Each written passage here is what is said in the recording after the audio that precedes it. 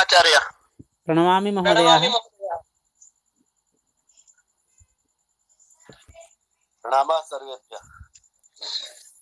प्रणमामि महोदय।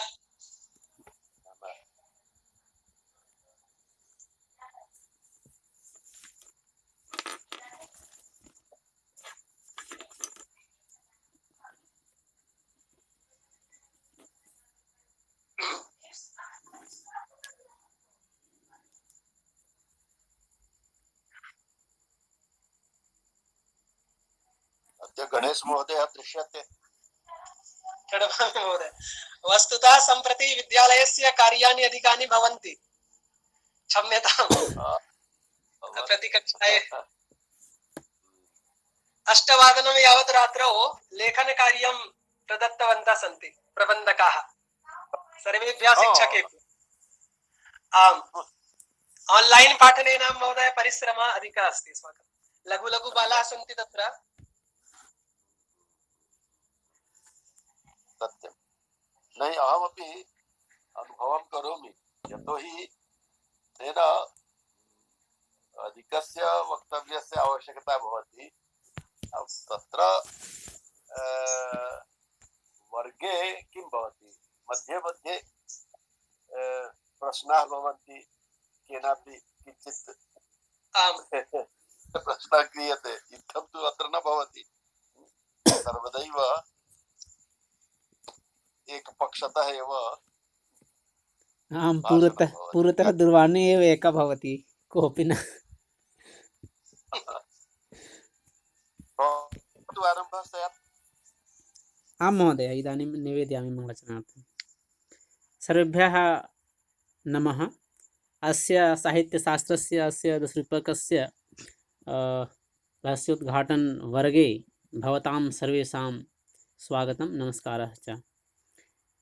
इदानीम् अस्य प्रारम्भे अहं मङ्गलाचरणं कर्तुं श्रीमन्तं गणेशवत्स महोदयं सादरं प्रार्थयामि।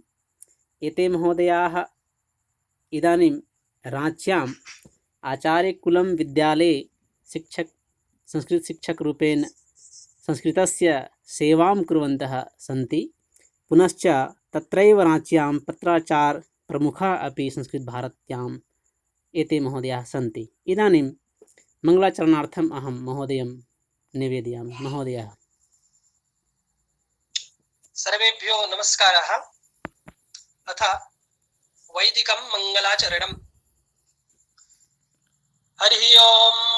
भद्रं कर्णेभिः शृणुयाम देवा, भद्रं पश्येमाक्षभिर्जत्राः, स्थिरैरङ्गैस्तुष्टुवागुंसस्तनो निर्व्यसेमहि देवाहितं जदायुः। ओम अथ लौकिकं मङ्गलाचरणम्। वेदाश्चोपनिषद्गणाश्च विविधाः, साङ्गाः पुराणान्विताः, वेदान्तापि मन्त्रतन्त्रसहिताः, तर्कस्मृतीनां गणाः, काव्यालङ्कृतिनीतिनाटकगणाः, शब्दाश्च नानाविधाः, श्रीविष्णोर्गुणराशिकीर्तनकराः, कुर्वन्तु वो मङ्गलम्, कुर्वन्तु वो मङ्गलम्। ओम शान्ति शान्ति शान्तिः। नमस्कारः। धन्यवादाः महोदयाः, बहुशः धन्यवादाः भवताम्।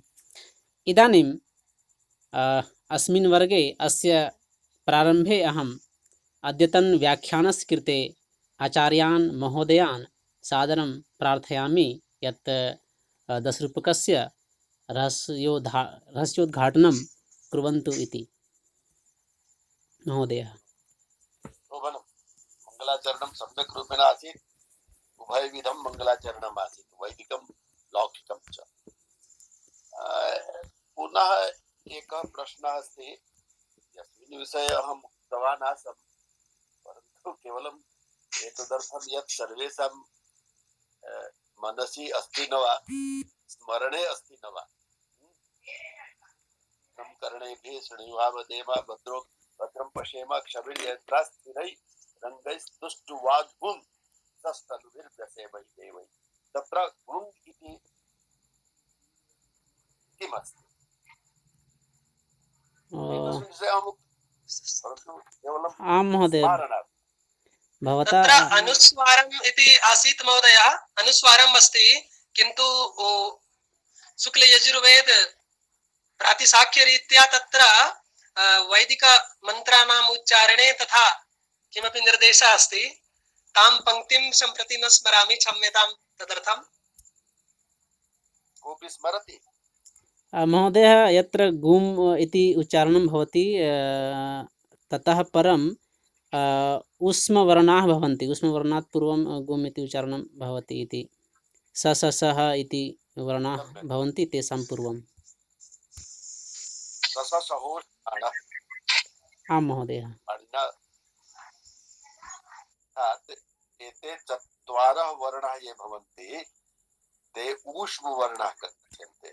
मया उक्तमपि आसीत्, यदि वयम् इत्थं स स सः इति कथयामः तदा प्रतीयते यत् मुखतः ऊष्मध्वनिः आगच्छति।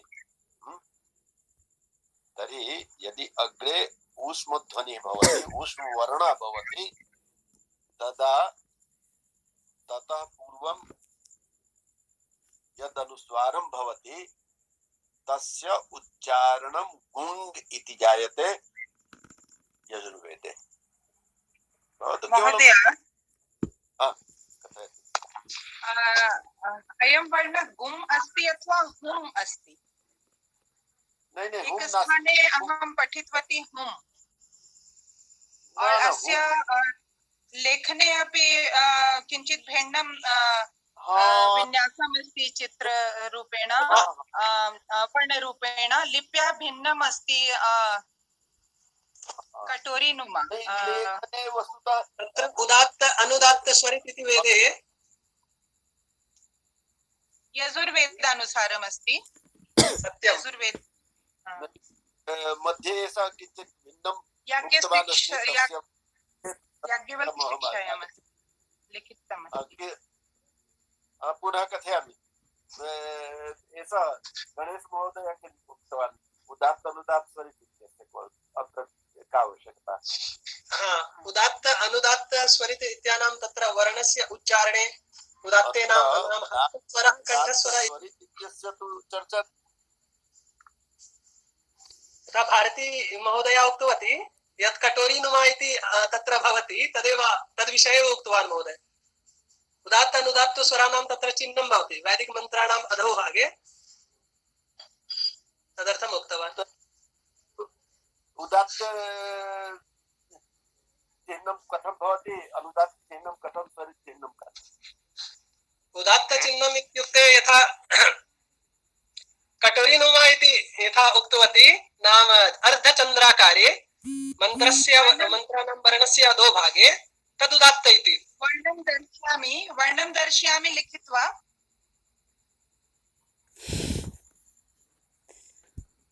एवं प्रकारे अहं दृष्टवती।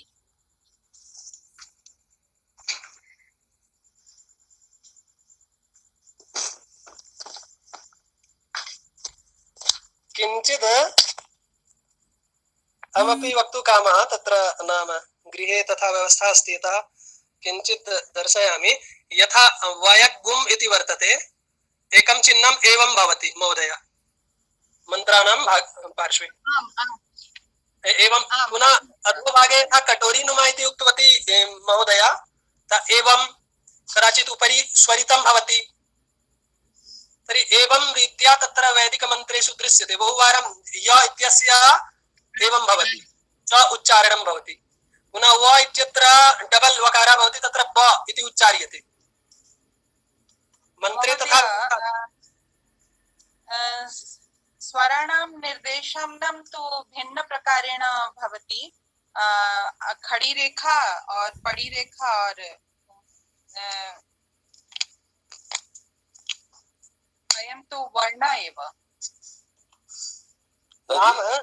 तर्हि उदात्त अनुदात्त स्वरिते एतेषां खरिरेखा परिरेखा इति रूपेण किं भवति?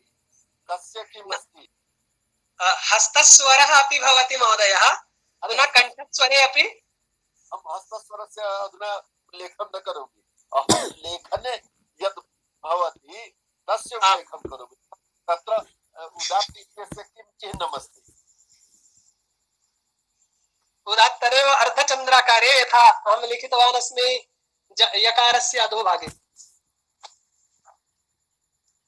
पुनः य उपरि इत्थं कृतवान् अस्ति भवान्? आम्, तदस्ति महोदय स्वरित् चिह्नम्। एतस्य नाम यदा स्वरितम् आगच्छति तदानीं वयं तु सस्वरं पाठं वेदं पठितवन्तः, अतः तत्र मध्ये आयाति हस्त एवं भवतु। अधुना मम वाक्यं शृणोतु। वस्तुतः पूर्वं तु एषः विषयः आसीत् यत् गुङ् इति उच्चारणं कुत्र भवति, तस्मिन् विषये पूर्वम् उक्त्वा तदनन्तरं उदात्तानुदात्त स्वरित भेदस्य किं स्वारस्यमस्ति तद्विषये कथयिष्यामि। तर्हि अस्ति किं यत् अग्रे यदि ऊष्मवर्णाः भवन्ति, ऊष्मवर्णाः के सहोष्माणः, तर्हि एते चत्वारः वर्णाः यदि अग्रे भवन्ति तदा अनुस्वारं गुङ् इति रूपेण उच्चार्यते। भारती महोदयायाः प्रश्नः आसीत् अस्य उच्चारणं गुङ् भवेत् अथवा हुम् भवेत्। वस्तुतः हुम् इति उच्चारणं न भवति, गुङ् एव उच्चारणं भवति। पुनश्च केन प्रकारेण लेखनं करणीयम् इति अत्र अस्ति किं यत् वर्णः तु नास्ति, अत्र तु संकेत रूपेण चिह्नम् अस्ति। तर्हि संकेत रूपेण कुत्रापि केनापि प्रकारेण चिह्न व्यवस्था क्रियते, अतएव चिह्न व्यवस्था भिन्ना भवितुम् अर्हति। अतएव चिह्न रूपेण परिवर्तनं यत्र तत्र प्राप्यते। यथा एषः गणेशः लिखितवान् आसीत् तथा एव प्रायः, परन्तु तत्रापि अधः हलन्त रूपेणापि भवति। भवान् यथा लिखितवान् आसीत् कठोरीनुमा लिखित्वा उपरि बिन्दिं दत्तवान्, ततः अधः हलन्त रूपेणापि भवेत्। इत्थं गुङ् इत्यस्य लेखनं प्रायः भवति, परन्तु गुङ् इति वर्णः नास्ति। तर्हि एकः विषयः, मध्ये अन्यः विषयः आगतः यत् स्वरव्यवस्था। वस्तुतः स्वराः त्रयः सन्ति, उदात्त अनुदात्त स्वरित। उदात्तस्य चिह्नं न भवति, एषः ध्याने आगच्छेत्। उदात्तस्य कृते चिह्न व्यवस्था नास्ति। पुनश्च प्रायः एकस्मिन् पदे कथयामि शब्देन, एकस्मिन् पदे प्रायः एकः स्वरः एव उदात्त रूपेण भवति। स्वरः अस्ति, वर्णः न, अर्थात् अ आ इ उ इत्यादि रूपेण स्वरः। तर्हि कस्मिन्नपि पदे प्रायः एक एव उदात्त वर्णः भवति यस्य चिह्नं नास्ति। अनुदात्तस्य चिह्नं भवति। अनुदात्तानन्तरम् उपरि यद् भवति, यथा एषः प्रदर्शितवान् य इत्यस्य उपरि, तत्र अस्ति अनुदात्त स्वरित इत्यस्य चिह्नम्। अन्ये ये अचिह्निताः भवन्ति ते सदात्ताः भवन्ति, परन्तु देवता द्वन्द्वे द्वयोः तत्र उल्लेखः भवति, अतएव तत्र उदात्तद्वयं भवितुमर्हति। परन्तु सामान्यतः प्रतिपदम एकमेव उदात्तं भवति। अहं यदा पटना विश्वविद्यालये छात्रः आसम् तस्मिन् समये संहिता पाठतः पदपाठं करणीयं भवति स्म।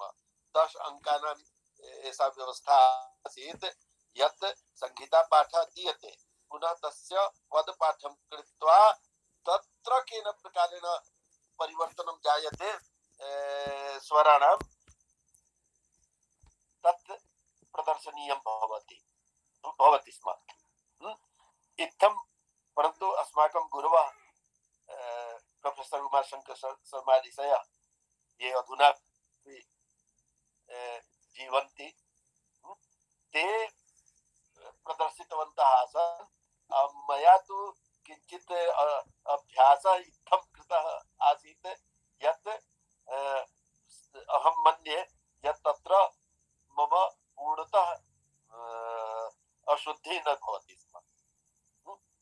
तर्हि एषा एव व्यवस्था अस्ति यत् उदात्तस्य कृते चिह्नं न भवति, अनुदात्तस्य कृते अधः भवति, पुनश्च स्वरितस्य कृते उपरि भवति। अन्ये अपि विषयाः सन्ति। मत्पार्श्वे अधुनापि मम उत्तरपुस्तिका तस्मिन् समये एम् ए कक्षायां यदा अहं पठितवान् आसम् तस्मिन् समये मत्पार्श्वे एका टिप्पणी पुस्तिका भवति स्म। तस्यां तेन यत् प्रदर्शितम् आसीत् तत् मया लिखितमस्ति।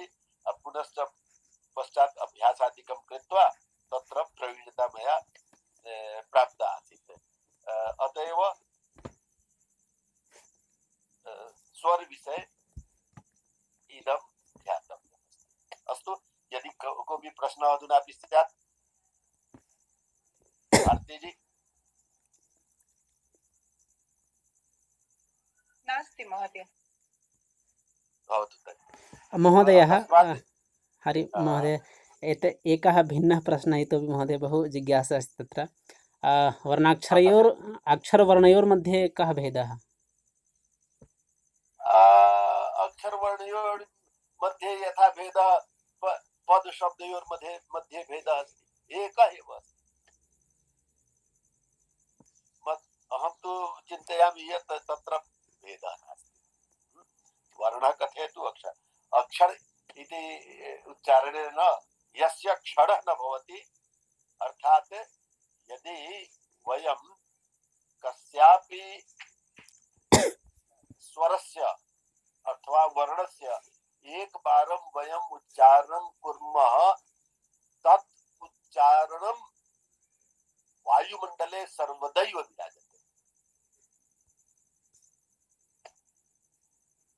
अस्यैव प्रभावेन वयम् अधुना परस्परं वार्तालापं कुर्मः।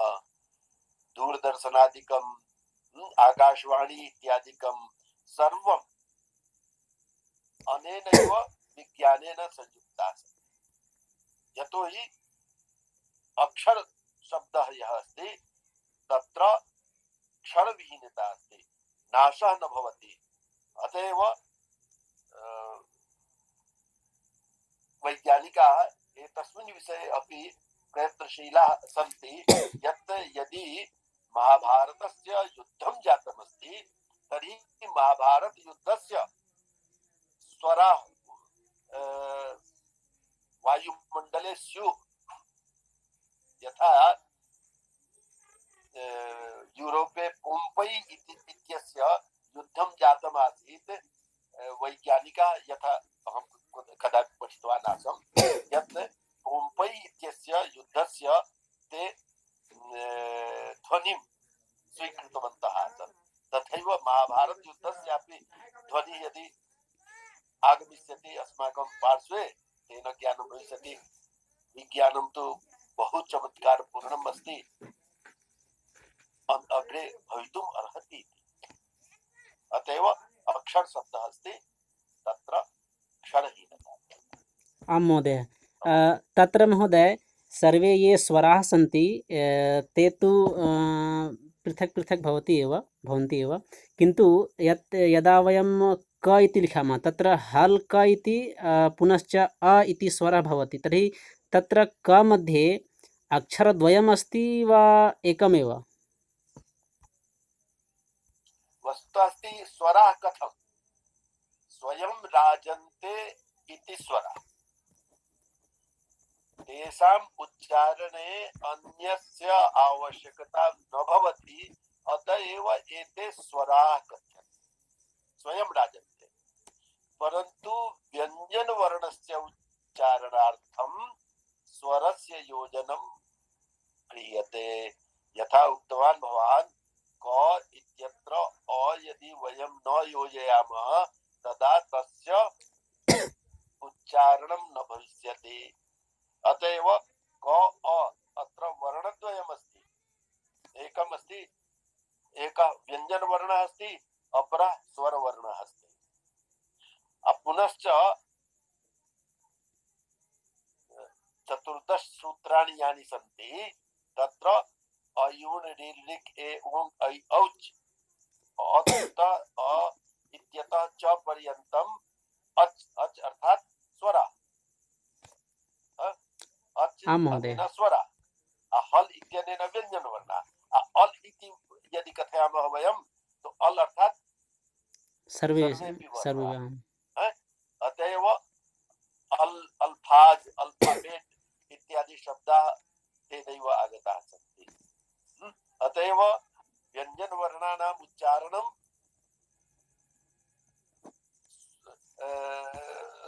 स्वरात् भिन्नतया तेषाम् उच्चारणं कर्तुं न शक्यते।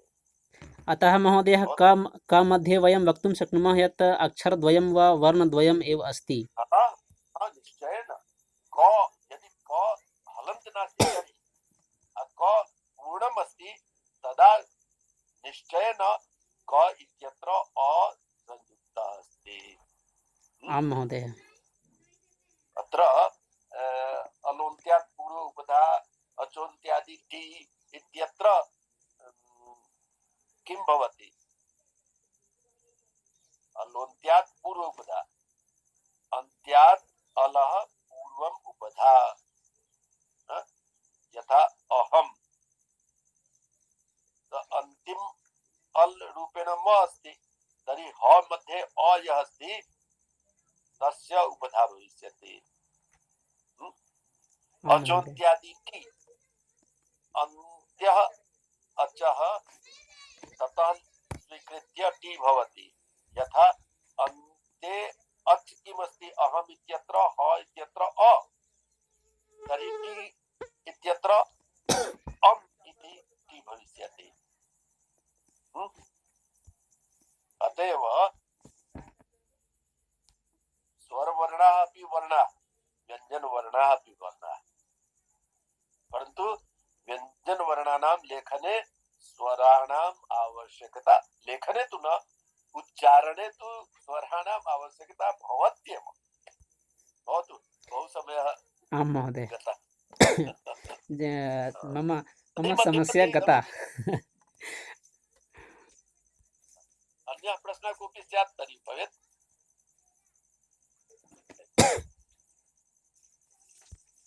अधुना प्रहसनं तु जातमासीत् परन्तु प्रहसनस्य उदाहरणं किमपि नास्ति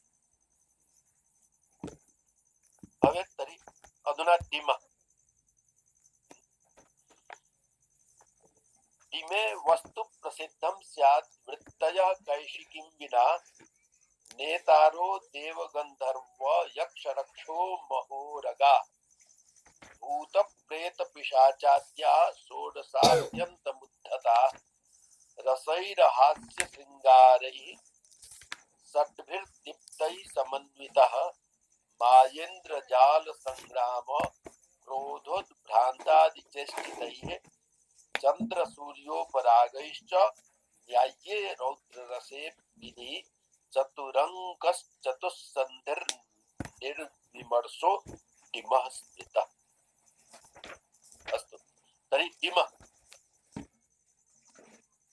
10 रूपकेषु मध्ये एकं रूपकं भवति डिमः इति। डिमे किं भवति अत्र अस्ति डिमे वस्तु प्रसिद्धं स्यात् दिमे वस्तु प्रसिद्धं स्यात् कथा वस्तु तत्र यथा नाटकेषु प्रसिद्ध कथा वस्तु भवति तथैव दिमे अपि कथा वस्तु प्रसिद्धा स्यात् अवृत्तयः कैशिकीं विना अन्याः वृत्तयः भवन्ति चतस्रः वृत्तयः भवन्ति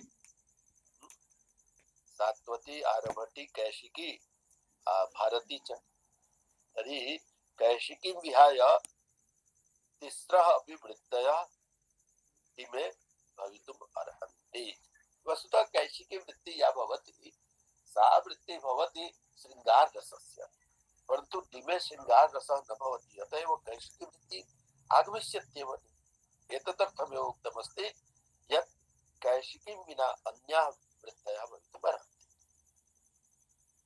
अत्र एकः कोऽपि नायकः न भवति नेतारः नायकाः अनेके नायकाः भवन्ति तत्र देव गन्धर्व यक्ष रक्षो महोरगा भूत प्रेत पिशाचाद्यः इत्थम् एते देवाः गन्धर्वाः यक्षाः राक्षसाः राक्षसाः महोरगाः महान्तः उरगाः अर्थात नागाः सर्पाः पुनश्च भूताः प्रेताः पिशाचाद्याः इत्थं षोडशाद्यन्तमुद्धता षोडश पर्यन्तं एकस्मिन्नेव दिने षोडश पर्यन्तं नायकाः भविष्यन्ति ये सर्वे उद्धताः भविष्यन्ति उद्धत रूपेण ये कार्यं कुर्वन्ति तादृशाः नायकाः भविष्यन्ति पुनश्च षोडश पर्यन्तं नायकाः भवितुम् अर्हन्ति दिने पुनः रसैर्हास्य शृङ्गारै रसैः अहास्य शृङ्गारै रसा ये भवेयुः ते कथं भवेयुः अहास्य शृङ्गारै तत्र हास्यं न भवेत् शृङ्गारश्च न भवेत् तर्हि शृङ्गारातिरिक्तं हास्यातिरिक्तं अन्ये रसाः तत्र भविष्यन्ति तर्हि रसैर्हास्य शृङ्गारै षड्भिर्दीप्तैः समन्वितः अष्ट एव रसाः प्रायः नाट्यकेषु रूपकेषु स्वीकृताः सन्ति अतएव शान्तस्य व्यवस्था अत्र नास्ति अतएव अवशिष्टाः षडेव रसाः तर्हि रसैः अहास्य शृङ्गारै षड्भिः दीप्तैः समन्वितः दीप्तैः दीप्त रूपेण अत्यधिक रूपेण उद्दीप्त रूपेण अर्थात उत्कृष्ट उत्कटता औद्धत्यं तत्र विराजेत एतादृशाः षट् रसाः तत्र भवितुम् अर्हन्ति पुनश्च मायेन्द्रजाल संग्राम क्रोधोद्भ्रान्तादिचेष्टितैः माया इंद्रजाल संग्राम क्रोध उद्भ्रांति उत्कृष्टा भ्रांति किंचित विशिष्टम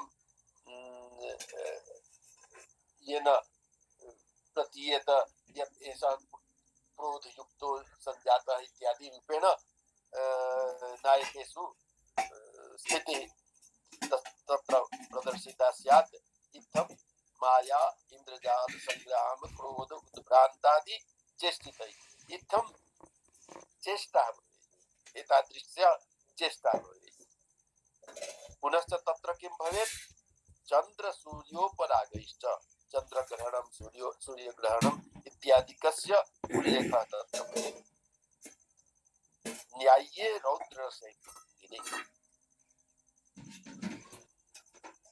अत्र न्याय्यः इति शब्दे द्वित्वम् अस्ति अस्य का अभिप्रायः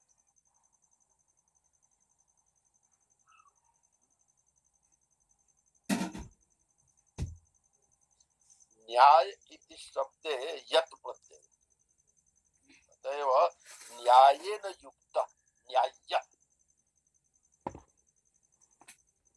कम प्रयोगः भवति परन्तु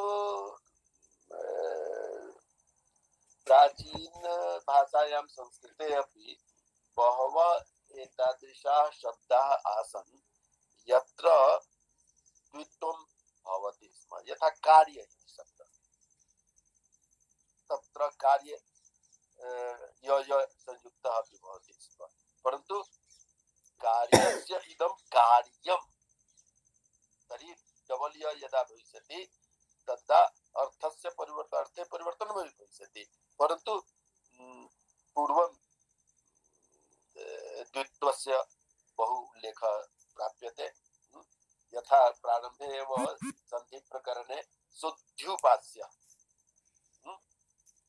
तत्र द द ध इत्यस्य प्रयोगः अस्ति वर्धनं तत्र वर्धनं द संयुक्त अपि भवति केवलं ध अपि भवति तथैव परन्तु अत्र न्याय्य अर्थात् न्याययुक्त चंद्र सूर्योपरागैश्च न्याय्ये रौद्ररसंगिनी अर्थात रौद्ररसस्य अंगीरूपेण न्यायपूर्वकं प्रयोगः अत्र भवेत् तदेव सम्यक् भवति इति न्याय्यः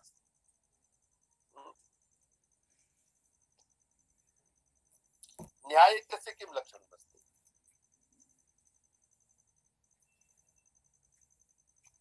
न्याय इति शब्दस्य किं लक्षणम् न्याय दर्शने न्याय इति शब्दस्य का परिभाषा दीयते न्यायस्य परिभाषा अस्ति प्रमाणैरर्थ परीक्षणं न्यायः प्रमाणैः अर्थ परीक्षणं न्यायः अर्थात प्रमाणद्वारा अतएव न्याय दर्शनं प्रमाण शास्त्रमपि कथ्यते कथम यतो हि तत्र ये विषयाः विवेचिताः भवन्ति तेषां सर्वेषां विषयाणां प्रमाणद्वारा सिद्धिः क्रियते अतएव षोडश पदार्थेषु मध्ये सर्वप्रथमं प्रमाण इति शब्दस्य उल्लेखः अस्ति प्रमाण पदार्थस्य उल्लेखः सर्वप्रथमम् अस्ति अतएव प्रमाणस्य वैशिष्ट्यं न्याये भवति न्यायदर्शने अतएव न्यायदर्शनं प्रमाणशास्त्रम् कथ्यते एपिस्टेमोलॉजी तर्हि न्याय इत्यस्य कः अभिप्रायः प्रमाणैः अर्थ परीक्षणं न्यायः अर्थात् इदं वस्तु इदम् एव अस्य प्रतिपादनं यदा भवति तदा न्यायः अन्यायस्य इदं न्याय्यं न्यायेन युक्तं तर्हि दिमेषु रौद्ररसस्य अंगीरूपेण प्रयोगः न्याय्यमस्ति अर्थात् तदेव अधिकम् उचितम् अस्ति तदेव न्याय्य इत्यत्र डबल य इति अस्ति तर्हि चंद्र सूर्योपरागैश्च न्याय्ये रौद्ररसंगिनी अर्थात दिमे रौद्ररसः एव अंगीरसरूपेण भवति पुनः चतुरंकश्चतुस्सन्धिर् निर्विमर्शो डिमः चतुः अंकः चत्वारः अंकाः तत्र भवेयुः पुनश्च चतुस्सन्धि चत्वारः सन्धयः भवेयुः तर्हि निर्विमर्शो विमर्शः न भवेत् विमर्शन्ति अवमर्शन्ति अर्थात् चतुर्थः सन्धि यः भवति अवमर्शः विमर्शो वा तस्य उल्लेखः न भवेत् एतादृशः डिमः स्मृतः एतादृशः रूपकं डिमः इति उच्यते पुनः एकवारं पश्यामः डिमे वस्तु प्रसिद्धं डिमे वस्तु यत् भवति तत् वस्तु प्रसिद्धं भवति प्रख्यातं भवति इति नाटकेष्वपि प्रसिद्धता भवति अतएव प्रख्यातता अर्थात रामायण महाभारतादिषु एषा घटना वर्णिता स्यात् इत्थं डिमः भवति। डिमः इत्यस्य अर्थः भवति सङ्घातः। सङ्घात इत्यस्य अनेके अर्थाः भवितुम् अर्हन्ति। तत्र अस्ति किं सङ्घात इति सामान्यतया अर्थः भवति समूह, अर्थात अनेकेषां नायकानां समूहरूपेण यत्र प्रयोगः स्यात् सः डिमः सामान्यः भवति। पश्चात् अग्रे किञ्चित् अन्यत् कथयिष्यामि। तर्हि डिमे वस्तु प्रसिद्धं स्यात् वृत्तयः कैशिकीं विना अन्याः तिस्रः अपि वृत्तयः भवेयुः। नेतारो नेतारः, अत्र नायकः अर्थात् बहुवचने प्रयोगः अस्ति। एकः कोऽपि नायकः न भवति, अनेके नायकाः भवन्ति। ते भवन्ति देव गन्धर्व यक्ष रक्षो महोरगाः भूत प्रेत पिशाचाद्याः षोडशात्यन्त समुद्धताः। षोडश पर्यन्तं षोडश नायकाः भवितुम् अर्हन्ति। अतेपि कीदृशाः भवन्ति? समुद्धताः, अतीव उद्धताः भवन्ति, उद्धत गुणयुक्ताः भवन्ति। इत्थं नायकाः ते षोडश पर्यन्तं नायकाः भवितुम् अर्हन्ति। भवतु पुनः रसैर्हास्य शृङ्गारै, रसैः अहास्य शृङ्गारै, अहास्य शृङ्गारै, तत्र हास्यरसः न भवेत्, शृङ्गाररसः अपि न भवेत्। तर्हि षट् रसाः ये अवशिष्टाः सन्ति तैः षट्भिः दीप्तैः समन्वितः। परन्तु एते षट् रसाः अपि पूर्णतया दीप्तरूपेण उद्दीप्तरूपेण, यथा दीप्तता ज्वलने भवति, ज्वलनं दीप्तं भवति, उद्दीप्तं भवति, तथैव एते षट् अपि रसाः सामान्यरूपेण न भवेयुः। यथा पूर्वं कुत्रापि उक्तमासीत् यत् शृङ्गारहास्ययोः तत्र प्रतीतिः भवेत्, अत्र प्रतीतिः न भवेत्। अत्र उद्दीप्तरूपेण एते षट् रसाः आगच्छेयुः।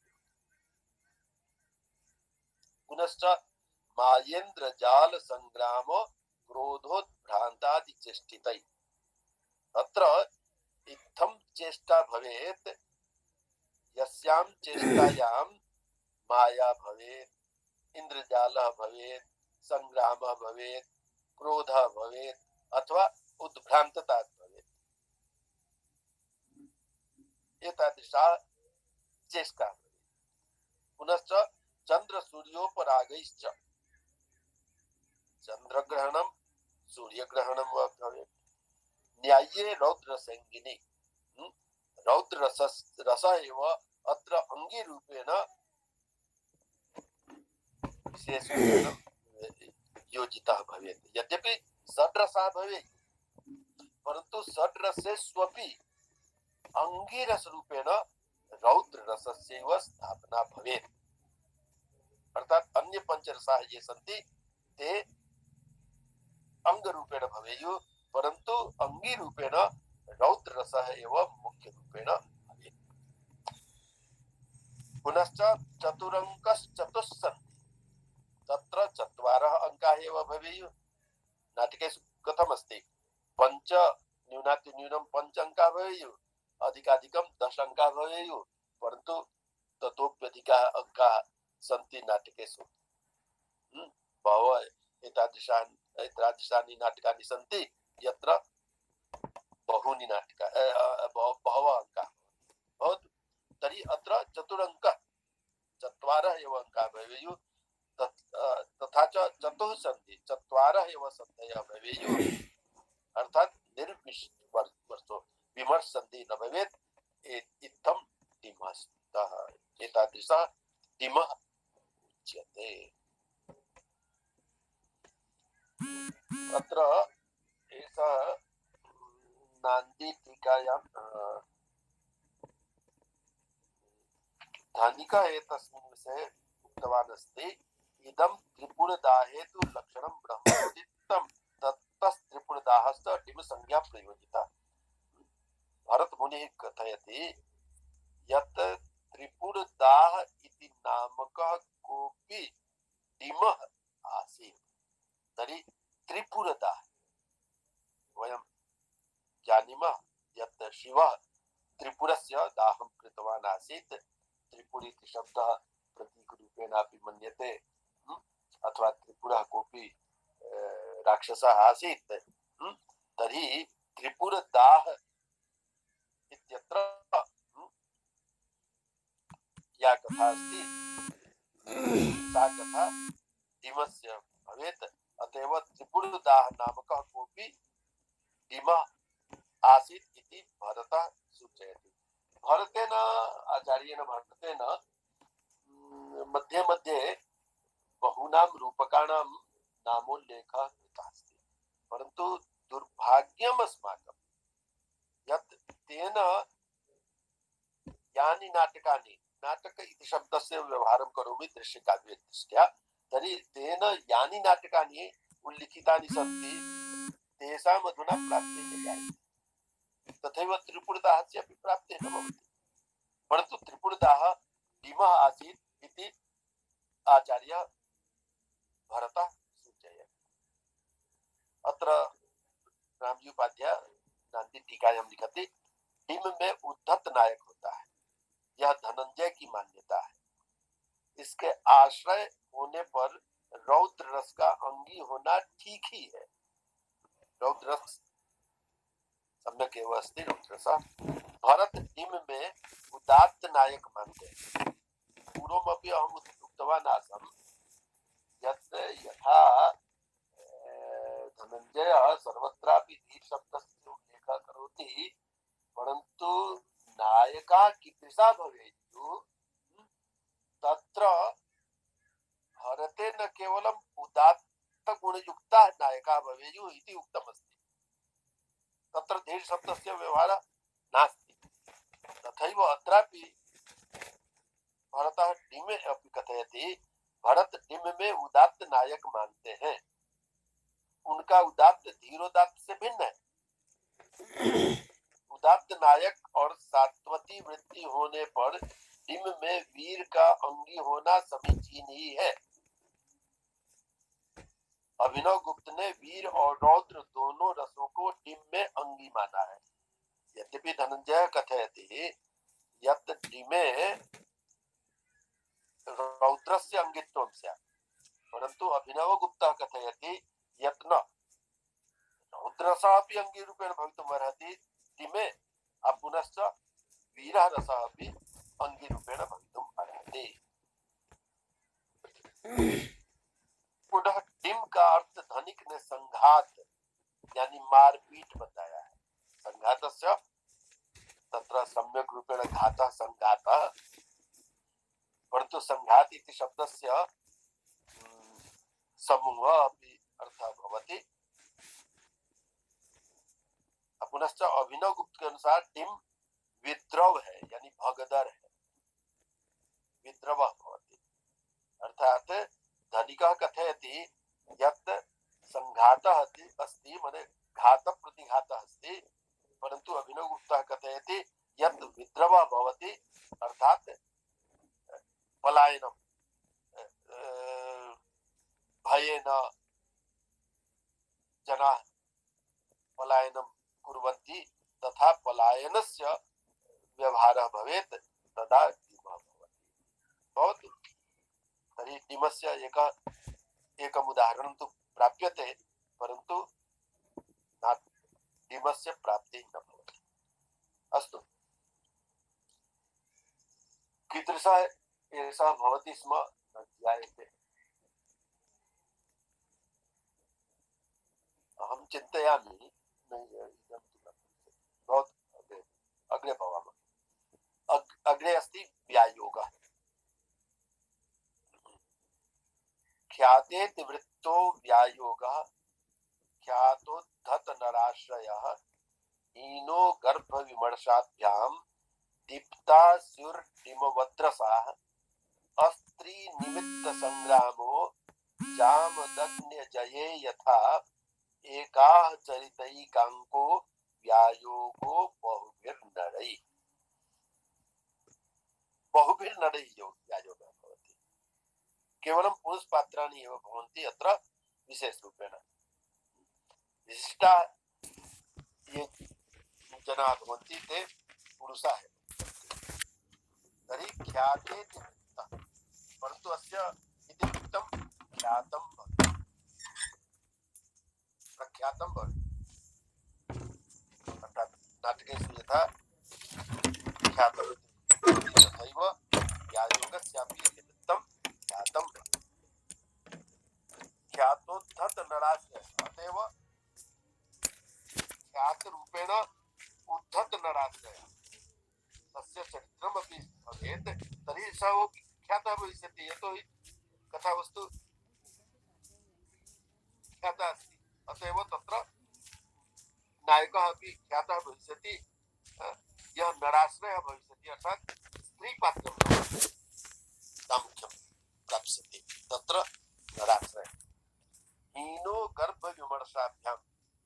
गर्भविमर्शाभ्यां हीनः, अत्र गर्भसन्धिः न भवेत्, विमर्शसन्धिः च न भवेत्। दीप्तास्युर्निमवद्रसाः, हिमवत् अर्थात् हिमे यथा रसानाम् उल्लेखः दीप्तरूपेण कृतः अस्ति, तथैव व्यायोगे अपि हिमवत् रसानां दीप्तता भवेत्। पुनश्च अस्त्री निमित्त संग्राम, प्रायः संग्रामाः स्त्रीणां दृष्ट्या भवन्ति। महाभारत युद्धमपि तथैव अस्ति, रामायण युद्धमपि तथैव अस्ति, परन्तु अत्र उच्यते यत् व्यायोगे स्त्रीनिमित्तकं संग्रामः न भवति। यथा जामदग्न्य जये, जमदग्नेः पुत्रः जामदग्न्यः परशुरामः, अर्थात् परशुराम जय जामदग्न्य जय इति कोऽपि व्यायोगः भवेत्, तस्य उदाहरणमस्ति यथा जामदग्न्य जये परशुरामेण यः संग्रामः कृतः अस्ति सः स्त्रीनिमित्तकं संग्रामः नास्ति। पुनश्च एकाः चरितैकाङ्को व्यायोगो बहुभिर्नरैः, एकाः चरिता, एकस्य दिवसस्यैव घटनायाः कथा तत्र स्यात्, एकाङ्के एव, एकस्मिन्नेव अंके सः भवेत्। व्यायोगः बहुभिर्नरैः, बहुभिः नरैः, बहवः नराः यत्र व्यायोगे विराजमानाः भवेयुः, इत्थं व्यायोगः भवति। अत्र तु व्यायोगस्य एकम् उदाहरणं दत्तमस्ति, यत् नाटकं यः व्यायोगः अधुना प्राप्यते नहीं सः अस्ति जामदग्न्यजयः इति। परन्तु अन्यः कोऽपि व्यायोगः प्राप्यते किम्? ये शिक्षकाः सन्ति ते न कथयेयुः।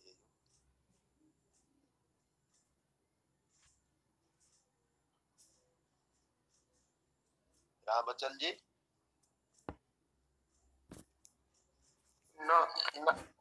न स्मर्यते गुरव, न स्मर्यते। नहीं, अरे बहु प्रसिद्धमस्ति। अधुना कोऽपि शिक्षकः एव कथयति। अहं न श्रुतवती। अरे कथयति। किं व्यायोगस्य उदाहरणं ददातु। अहं कथयामि। मध्यम व्यायोग भासस्य अस्ति मध्यम व्यायोग तर्हि भवती सम्यक् रूपेण शीघ्रम् उक्तवती। तर्हि हम न श्रुतवती। व्यायोग आप जान रहे हैं हम इधर हैं, फोन नहीं उठाए इसलिए गए थे, फोन दूसरा नहीं। मध्यम पुत्रस्य चलिए बिम्बा या आसीत् सा प्रतिदिनं कमपि एकं गणं भक्षयति स्म। तदा एकस्य ब्राह्मणस्य त्रयः पुत्राः आसन्। मध्यमः पुत्रः सम्पत्तियोः द्वारा दत्तः। कथ्यते यत् मध्यमः यः पुत्रः भवति अहं मध्यमः एव अस्मि। 3:30 के लगभग निकले। त्रिषु भ्रातृषु मध्ये अहं मध्यमः। तर्हि पितुः अधिकः प्रियः भवति ज्येष्ठः, मातुः अधिकः प्रियः भवति कनिष्ठः, मध्यमः तु हन्यते। अत एव सुकनासोपदेशे अपि एषा घटना अस्ति। तत्र त्रयः पुत्राः तत्रापि सन्ति, सुनः पुच्छ सुनः सुनः पुच्छ सुनः शेप सुनः लाङ्गूल इति तेषां त्रयाणां नाम अस्ति। अत एव सुनः शेपः तत्र दत्तमासीत् रोहितस्य कृते यज्ञार्थं। तथैव अत्रापि मध्यमः दत्तः, परन्तु सः गतवान् स्नानार्थम्। अत्र यः हिडिम्बा पुत्रः आसीत्, हिडिम्बः आसीत् भ्राता, सः वारं कथयति मध्यमः मध्यमः मध्यमः। तस्मिन् समये भीमः तत्र कुत्रापि आसीत्। सः गतवान् यत् अहं मध्यमः अस्मि, भवतु तर्हि भवान् एव चलतु। सः भीमः तत्र गतवान्, तत्र हिडिम्बा आसीत्। तर्हि एषा घटना मध्यम व्यायोगे वर्णिता। अतएव मध्यम व्यायोगः अस्ति व्यायोगः। अत्र सर्वे सर्वाणि पात्राणि प्रायः सर्वाणि पात्राणि पुरुषाः एव सन्ति। अतएव मध्यम व्यायोगः व्यायोगः। इत्थं व्यायोगस्य उदाहरण रूपेण भासस्य मध्यम व्यायोगः प्राप्यते। अस्तु, महाभारत दृष्ट्या भासेन षट् नाटकानि रचितानि सन्ति। सर्वाणि षट् नाटकानि महाभारतस्य कथा दृष्ट्या सन्ति, परन्तु किमपि महाभारते नास्ति। महाभारते षट् नाटकानि यानि सन्ति अस्य भासस्य, तानि षट् नाटकानि महाभारते कुत्रापि न प्राप्यन्ते। यदि वयं स्वीकुर्मः यत् महाभारतस्य कथानुसारं एषः लिखितवान् अस्ति, तर्हि तु महाभारतयुद्धमेव न जातमासीत्। पञ्चरात्रे किमस्ति? पञ्चरात्रिषु मध्ये यदि पाण्डवानां प्राप्तिः भविष्यति, तदा एषः अर्धांशं राज्यस्य दास्यति। ते प्राप्ता, परन्तु महाभारते नास्ति। अतः इत्थमेव मध्यम व्यायोगस्यापि उल्लेखः नास्ति। दूतवाक्यस्य उल्लेखः नास्ति, दूतघटोत्कचस्य उल्लेखः नास्ति तत्र महाभारते।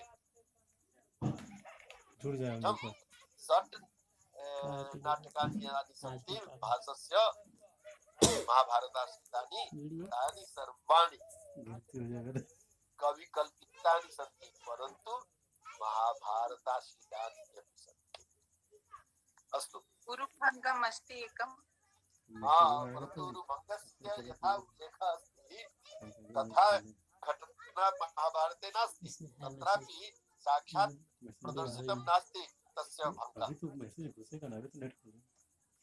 औरुभङ्ग नाटकम् एव एकम् एतादृशं नाटकं मन्यते यत् नाटकम् अस्माकं दुःखान्त नाटकम् इति मन्यते। कथ्यन्ते जनाः यत् इदम् एव एकं केवलं दुःखान्त नाटकं संस्कृत साहित्ये विराजते। परन्तु किमिदं दुःखान्त नाटकं? निश्चयेन करुणा तु आगच्छति। दुर्योधन दुर्योधनस्य बताया एक मृत्युं कोई दृष्ट्वा निर्मित कर रहा है। परन्तु दुर्योधनः तु नायकः न भविष्यति। जनाः अन्तः तु हर्षिताः एव भवन्ति यतोहि दुर्योधनः घातितः। अतएव गुरुभङ्गः अपि अस्ति तस्य। भवतु कोऽपि प्रश्नः स्यात्? प्रहसनमपि प्राप्यते महोदय। हा? प्रहसनमपि प्राप्तं भवति। किम्? पूर्वं तु अहं पठितवती बलदेव उपाध्याय संस्कृत साहित्य इतिहासे लट्मेलकम् और लटक मेलकम्।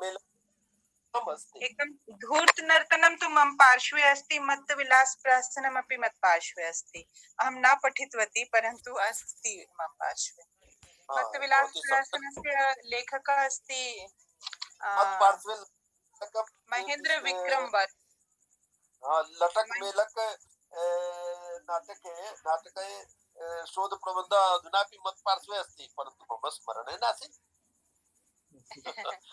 मेलकम् इत्यस्य शोधकार्यं मत्पार्श्वे अत्रैव अस्ति, गृहे अस्ति। कः कृतवान्? अरे नाम न स्मरामि, बहु पूर्वम् आगतम् आसीत्, परन्तु अधुना पर्यन्तं मत्पार्श्वे अस्ति एव। स्वदर्शयिष्यामि। उतना जान जाएगा लोग ना। लटक मेलकम्। हाँ, प्रहसनानि सन्ति। एकमन्यं मत्तविलास प्रहसनम् अस्ति, महेन्द्र विक्रम वर्मा विरचित। मत्तविलास प्रहसनम्। धूर्त नर्तनम् अस्ति श्री सामराज दीक्षित प्रणीत। भवती दृष्टवती अस्ति बलदेवोपाध्यायस्य पुस्तकम्?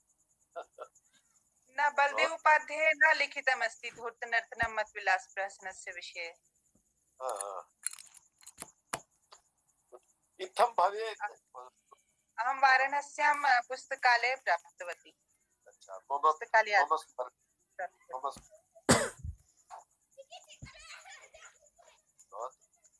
शोभनम्। अन्य कोऽपि?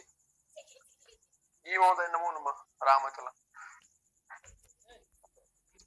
अत्र डिमे दत्तमस्ति नहीं जो षोडशात्यन्त उद्धता उद्धत नायकः दत्तम्।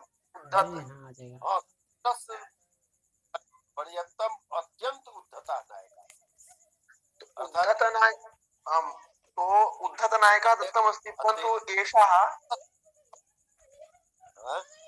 समीचीनम्। एषः नाट्यशास्त्रे भरतमुनिना यत् कथयति उदात्त नायकः इति, तो कथं वयं स्वीकुर्मः? उद्धत अथवा उदात्त नायकः? उदात्त नायकः अर्थात् उत्कृष्टः नायकः।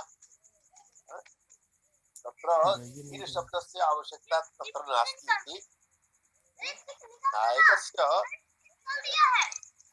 यदा करोति यत् नायकः भवति तर्हि सः लिखति यत् उदात्तः भवेत्, उदात्तगुणयुक्तः भवेत्।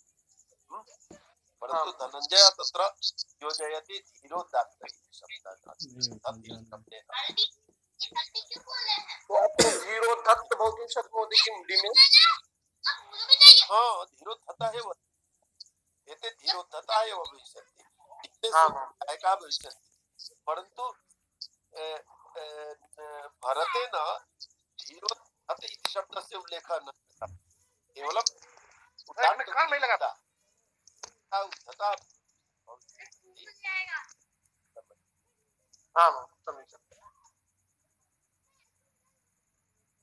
ज्ञानरञ्जनः किञ्चित् कथयितुम् इच्छति?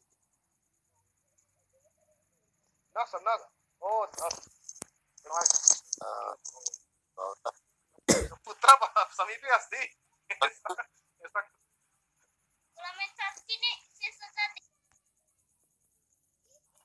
हरि ओं महोदयः। अन्ते अहं पुनः तस्मिन् विषये क्षम्यतां पुनः प्रष्टुमिच्छामि। यदा क मध्ये अक्षरद्वयं वर्णद्वयं वा इति अस्ति, तर्हि किं क इति लिखामः चेत् संयुक्तवर्णः कथ्यते? कथितुं शक्नोति तत्र? न न न न कथं संयुक्तता भवति द्वयोः व्यञ्जन वर्णयोः यदा संयोगः भवति तदा संयुक्ता इति कथ्यते। अतः भवतु संयुक्त वर्ण पुनश्च संधि पुनश्च समासः त्रयाणां मध्ये कः भेदः?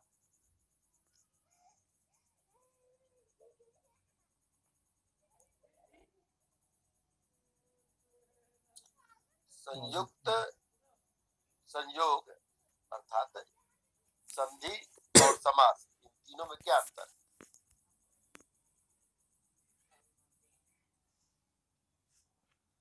संयोगः भवति यथा क्रम क्र क्र क इत्यत्र र संयुक्त रूपेण अस्ति क्रम। अतएव क्ष त्र ज्ञ इति ये हिंदी जनाः लिखन्ति यत् इदं संयुक्ताक्षरम् अस्ति। अरे संयुक्ताक्षराणि बहूनि सन्ति। तर्हि क्षत्रज्ञ केवलम् इत्यस्यैव केवलं उल्लेखः कथम्? एते संयुक्त वर्णाः सन्ति संयोगः। संधि मध्ये किं भवति?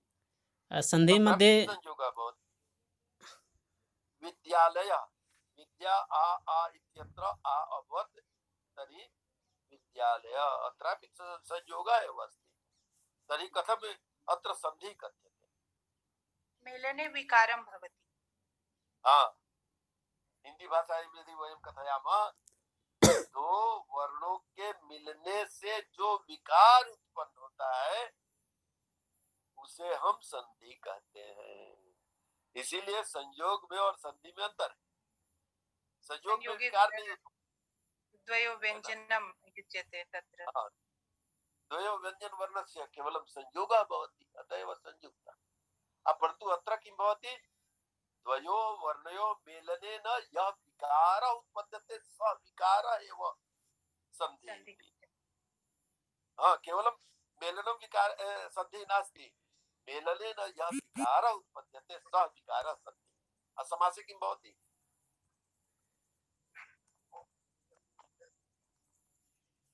समासे महोदय अनेक पदानाम् एक पदी भवनम् इति समासः तत्र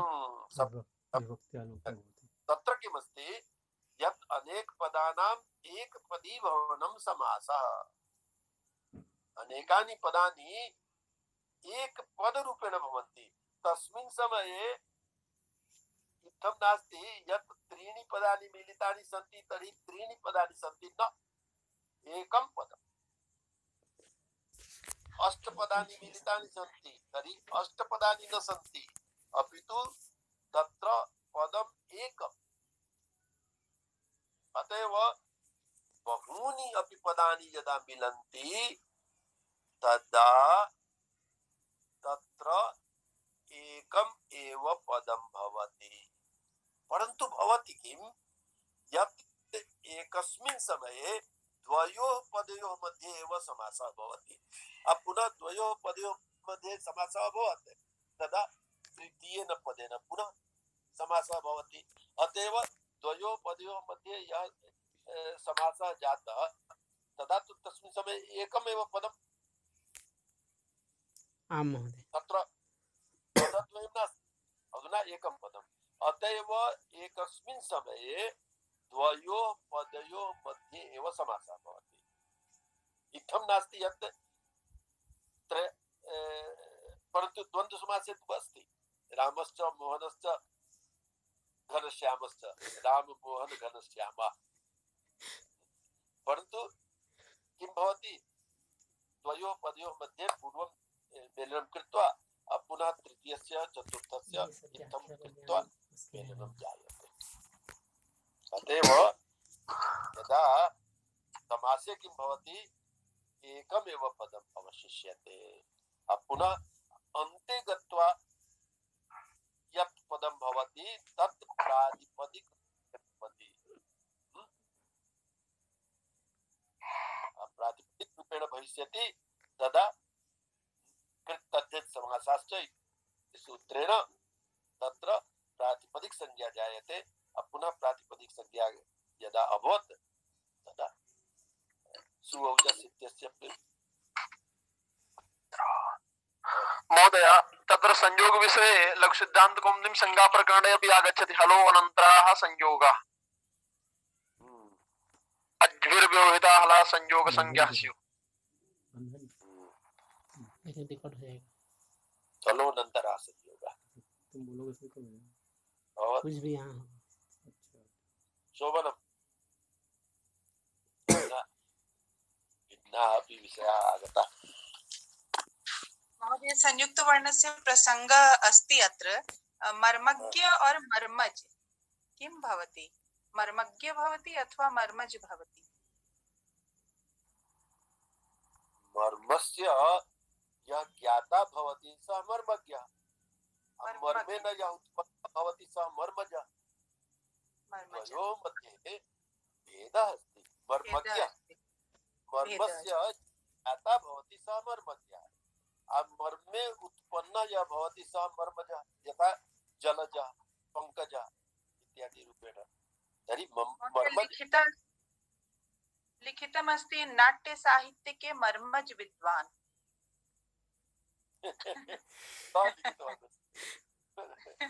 भवानेव मर्मज विद्वान, नाट्य साहित्य के मर्मज विद्वान।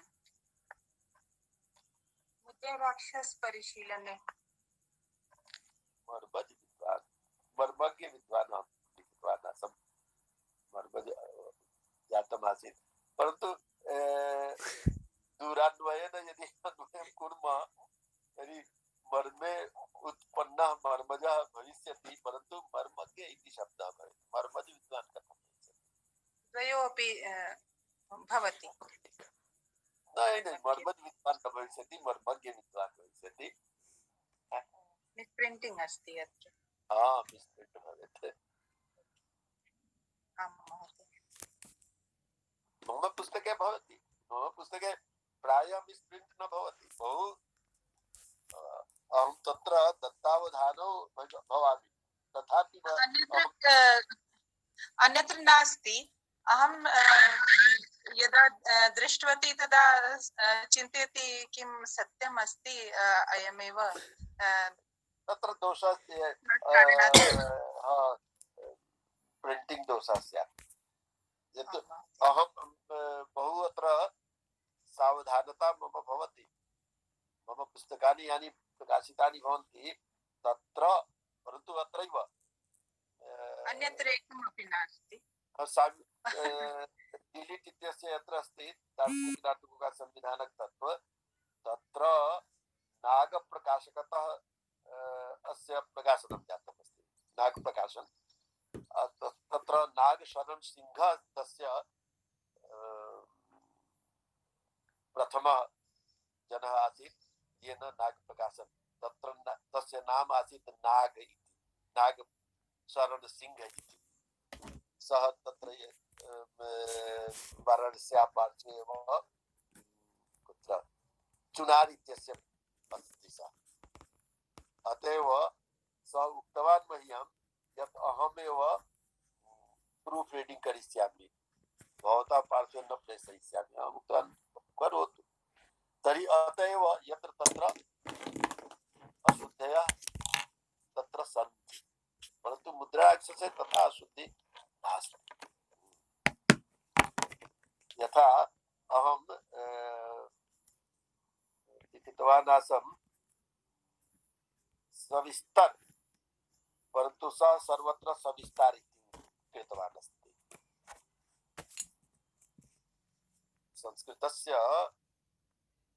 संस्कृतानुसारं सविस्तर इति शब्दः भविष्यति, सविस्तार इति शब्दः न भविष्यति, परन्तु सः सविस्तार इति कृतवान् अस्ति। तर्हि इत्थं यत्र कुत्रापि दोषः अस्ति। अस्तु, अधुना तु बहु विलम्बः जातः। शान्तिपाठः। आं महोदय करोमि इदानीं, ते न सन्ति इदानीम्। ॐ सर्वे भवन्तु सुखिनः, सर्वे सन्तु निरामयाः, सर्वे भद्राणि पश्यन्तु, मा कश्चित् दुःखभाग् भवेत्। ॐ शान्तिः शान्तिः शान्तिः। सर्वेभ्यः नमः। नमो नमः महोदय। प्रणमामि आचार्य। प्रणमामि सर। प्रणमामि आचार्य। प्रणमामि महोदय।